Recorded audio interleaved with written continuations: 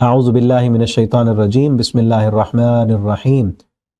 ارأیت الذی یکذب بالدین سورۃ الماعون ہے۔ کیا بھلا دیکھا آپ نے الذی اس بندے کو یکذب جو جھٹلاتا ہے بالدین قیامت کے دن کو روز جزا کو فذالک الذی تو یہ وہ بندہ ہے یدعو الیتیم جو دھکے دیتا ہے یتیم کو، جس کا قیامت پر یقین نہیں ہے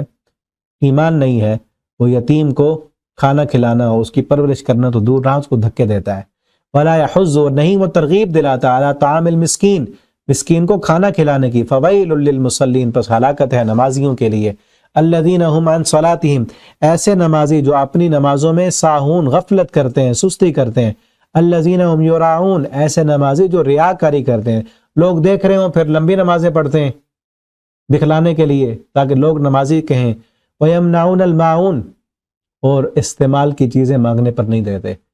کسی یتیم کو کھلانا اور مسکین کو کھانا کھلانا تو دور رہا، استعمال کی چیز جو واپس مل جانی ہے وہ بھی استعمال کے لیے نہیں دیتے۔ آگے سورۃ الکوثر ہے، بسم اللہ الرحمن الرحیم انا اعطیناک الکوثر بے شک ہم نے عطا کی آپ کو کوثر خیر کثیر۔ ہم نے آپ کو نبی کریم صلی اللہ علیہ وسلم سے خطاب ہے کہ ہم نے آپ کو خیر کثیر دی۔ یہ دین جو ہے خیر کثیر ہے، آپ صلی اللہ علیہ وسلم کا اچھا اخلاق خیر کثیر ہے، بہترین ساتھی صحابی آپ صلی اللہ علیہ وسلم کے اصحاب خیر کثیر ہیں، اور آپ کی دعوت خیر کثیر ہے، ہم نے آپ کو خیر کثیر عطا کیا ہے۔ فصلی لربک آپ نماز پڑھیں اپنے رب کے لیے، ونحر اور قربانی کریں، ان شانیک بے شک آپ کا دشمن هو الابتر وہی بے نام و نشان رہے گا۔ آپ صلی اللہ علیہ وسلم کے بیٹے جب فوت ہوئے، کافروں نے اس وقت باتیں کرتے ہوئے کہا کہ آپ کے بیٹے فوت ہوں گے آپ کا نام و نشان مٹ جائے گا۔ اللہ نے یہ صورت نازل کی کہ ہم نے آپ کو خیر کثیر دیا ہے جو بہت دور تک رہنے والا ہے، بہت زیادہ خیر ہے۔ آپ کا دشمن بے نام و نشان رہے گا، آپ کی اولاد نہیں ہے تو کیا مطلب آپ کا نام نہیں رہے گا، آپ کے دشمنوں کا نام و نشان مٹے گا، آپ کا نام و نشان تو قیامت کی دیواروں تک باقی رہے گا۔ ہر اذان میں، ہر نماز میں، اور ہر آپ صلی اللہ علیہ وسلم کا ماننے والا آپ پہ اپنی جان قربان کرنے کو تیار ہے۔ اب آج تک آپ کا نام ہے۔ اور ایک کوثر سے مراد وہ حوض کوثر بھی ہے جو قیامت کے دن آپ صلی اللہ علیہ وسلم جس پہ ہوں گے اور پانی اس سے پلائیں گے اپنی امت کو۔ اللہ تعالی ہمیں بھی ان لوگوں میں شامل کر لیں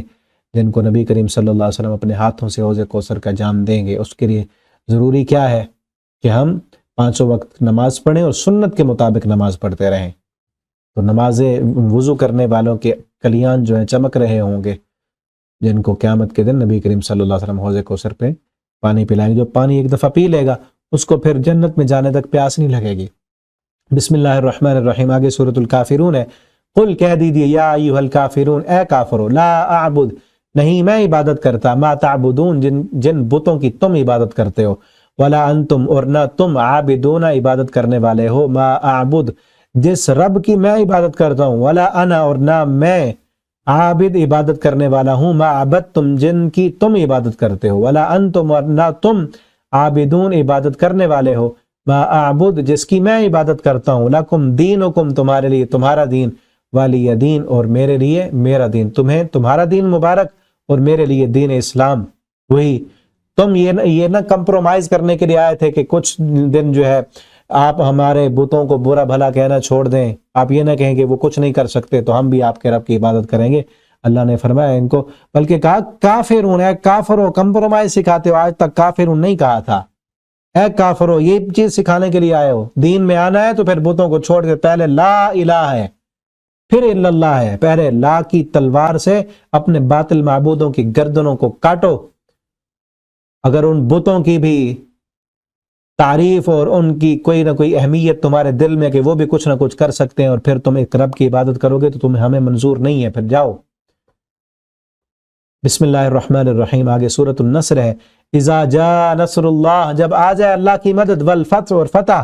ورأیت الناس اور آپ دیکھیں لوگوں کو، یدخلون وہ داخل ہو رہے ہیں، فی دین اللہ اللہ کے دین میں، افواجا فوج در فوج، فسبح تو اس وقت آپ کیا کریں، فسبح تسبیح بیان کریں، بحمد ربک اپنے رب کی حمد کے ساتھ، واستغفر اور بخشش مانگیں، انہ کان توابا بے شک وہ بہت توبہ قبول کرنے والا ہے۔